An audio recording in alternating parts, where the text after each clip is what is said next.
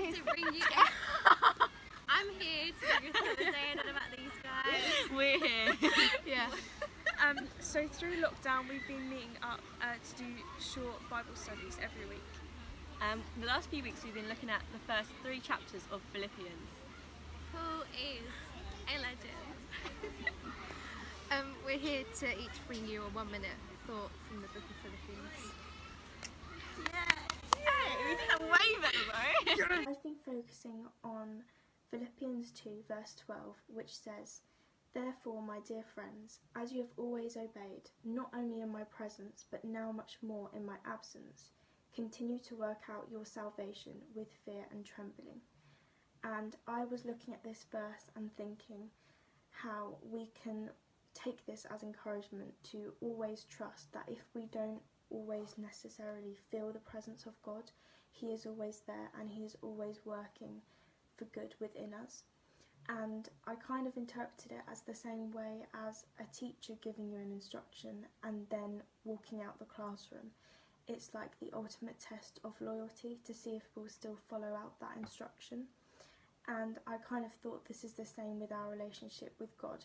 Even if we don't always feel His presence there, it's the test to see if we'll still work for Him through our lives.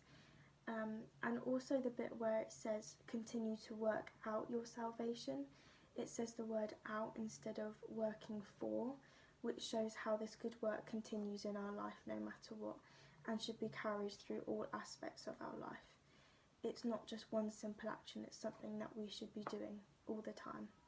And I just took it as a really big encouragement to continue to remember that He is always there and He's always doing good things within us. So here's my thought on Philippians. I'm going to take us to the Bible and look at Philippians 2 verses 14 and 15, which say, "Do everything without complaining and arguing, so that no one can criticize you. Live clean and innocent lives as children of God, shining like bright lights in a world full of crooked and perverse people." And this idea of shining brightly for Christ made me think of the stars, on how a dark night the stars can bring this sense of warmth and hope and joy. It also made me think of Psalm 147 verse 4, which says, "He counts the stars and knows them all by name."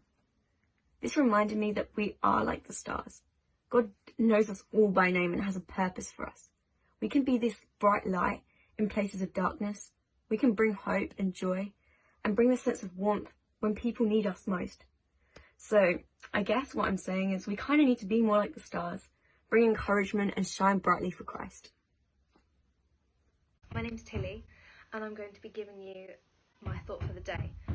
Just a little disclaimer, we've got people working on our roof, so if you hear banging, I apologise. Today's little thought is based on this verse from Philippians, chapter 1, verse 7, and I'm going to be reading from the Passion Translation. So it says, "It's no wonder I pray with such confidence, since you have a permanent place in my heart. You have remained partners with me in the wonderful grace of God, even though I'm here in chains for standing up for the truth of the gospel."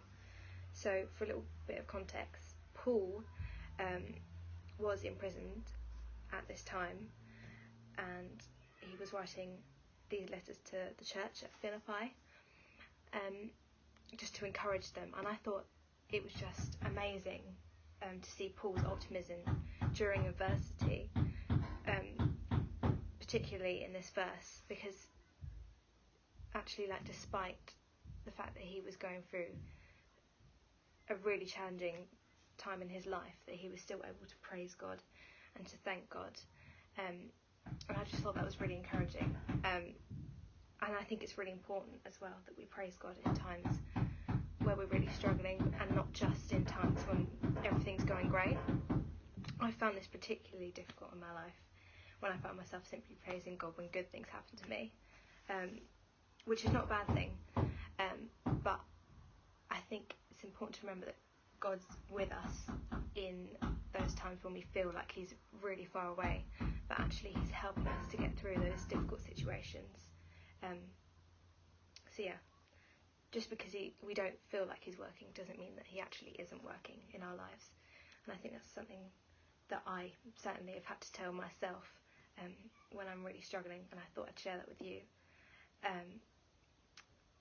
So So yeah, and I thought I'd share as well this other little verse from Philippians 18, which is part of the verse, but so it's like the first part and the last part of this verse 18, which says, "Yet in spite of this, I am overjoyed.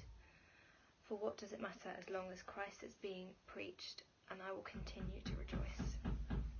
So yeah, I just think that is just incredible that even when Paul is struggling, he still wants to spread the gospel and spread the good news, and just spread light and be salt and light in his situation. So yeah, that's my little thought that I'd share with you, and I hope it encourages you to know that God's still there in those times when you may be struggling.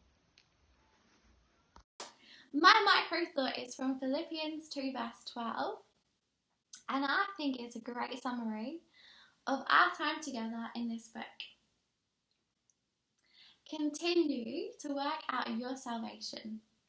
That is, cultivate it, bring it to full effect, actively pursue spiritual maturity. Now, the Greek term workout is also used by a 1st century Greek author to speak of digging out silver from mines. And that's exactly what we have discovered in our time together. The more that we have dug and unearthed and sought to understand what is within the Bible, the more we have come away with. The more silver we have discovered. And that is a wrap. We have loved putting together today's thought of the day. We hope that you have enjoyed it, and I really hope that you have been encouraged to see that the next generation are coming through really strong and in love with Jesus. Have a great day. Way better though.